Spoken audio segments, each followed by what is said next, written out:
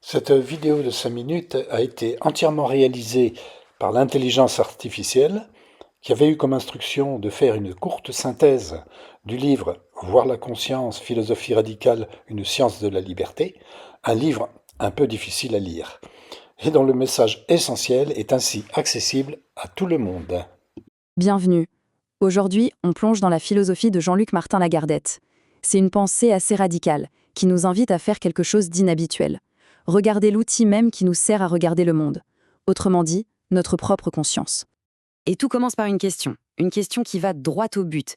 Quelle est la chose la plus importante qu'on ignore ? C'est une interrogation qui nous pousse à réfléchir à ce qui est à la base de toute notre existence. Et la réponse, en quelque sorte, est là. L'auteur le dit lui-même, la conscience, ce n'est pas juste un sujet philosophique parmi d'autres. Non, c'est la condition sine qua non. Sans elle, absolument rien ne peut être connu, rien ne peut être expérimenté. Alors, premier point essentiel, il faut voir la conscience comme un véritable trésor. C'est elle, la source de ce qui fait de nous des humains. Et attention, il y a une distinction fondamentale à faire ici. Ce qui est propre à l'humain, ce n'est pas seulement de percevoir le monde, comme le fait un animal, c'est d'être conscient de percevoir. C'est cette petite nuance, ce savoir que l'on sait, qui change absolument tout. Bon, maintenant, comment est-ce qu'on fait pour explorer ce trésor ? Eh bien, Lagardette propose une approche qu'il qualifie de radicale. Et tout est dans le mot. Il suffit d'aller à sa racine. Radical, ça vient du latin radix, la racine. Donc, une philosophie radicale, ça n'a rien à voir avec l'extrémisme. Ça veut simplement dire qu'on va au fond des choses, à la racine de tout. On examine l'instrument avant même d'examiner ce qu'il perçoit. L'image de l'arbre est parfaite pour ça. On passe notre temps à regarder ce qui est visible, les branches, les feuilles, c'est-à-dire nos pensées, nos peurs, nos émotions. Mais on oublie l'essentiel, les racines, ce système caché qui produit et nourrit tout le reste. Ces racines, c'est la conscience. Et l'enjeu est de taille. Ce n'est pas juste un exercice intellectuel. Si on ne comprend pas comment fonctionne notre propre outil de connaissance, on se retrouve perdu dans une société qui elle-même a perdu ses repères. Cette idée d'un outil intérieur qui façonne tout nous amène directement au concept peut-être le plus marquant de cette philosophie. C'est la métaphore du cinéma intérieur. On vit tous avec une idée de base, une sorte d'évidence. On croit qu'on voit le monde tel qu'il est. Mais la philosophie de Lagardette vient renverser la table. En réalité, on ne fait pas que voir le monde, on le produit. C'est ça, le cinéma intérieur. Notre conscience n'est pas un écran passif qui reçoit des images de l'extérieur, pas du tout. C'est elle qui est à la fois la caméra, le réalisateur et même le producteur du film de notre vie. Chaque chose vécue est une image que l'on a soi-même créée.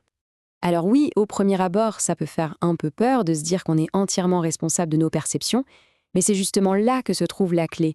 C'est la source d'une liberté absolument vertigineuse. Ok, si on est des créateurs libres, qu'est-ce qui doit nous guider ?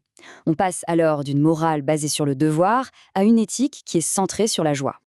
On connaît bien l'éthique du devoir, celle de Kant, qui nous demande « Que dois-je faire ?»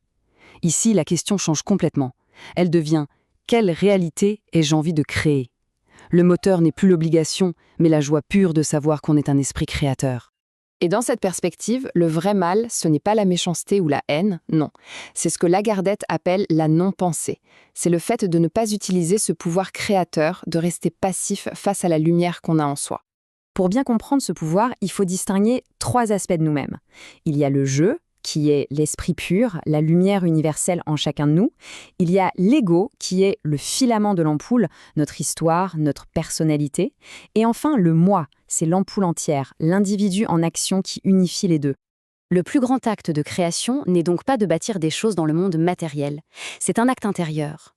C'est de choisir de diriger ses pensées, de décider comment on va percevoir le monde et, par là, de créer une véritable substance spirituelle. Ce travail sur soi n'est pas solitaire. Il a un impact direct et profond sur la façon dont on entre en relation avec les autres. Et là, le contraste est saisissant. D'un côté, on a la fameuse phrase de Sartre, « L'enfer, c'est les autres », qui vient de la peur du jugement, de l'ego. De l'autre, une vision radicalement différente, qui vient de l'esprit. Le bonheur de l'autre est aussi important que le sien. C'est une citation très forte. Elle nous dit que tous les conflits, toute la souffrance que l'on voit, c'est en fait le négatif, le signe en creux du potentiel de paradis, de connexion qui existe entre nous. Comment on y arrive ? Le chemin se fait en 3 étapes simples mais profondes. D'abord, arrêter de voir l'autre comme un simple ego et reconnaître en lui le même esprit universel qu'en soi.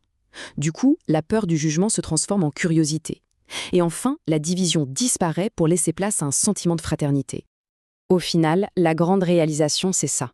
On n'est pas des individus séparés, des îles. On est tous des expressions différentes d'un seul et même esprit universel.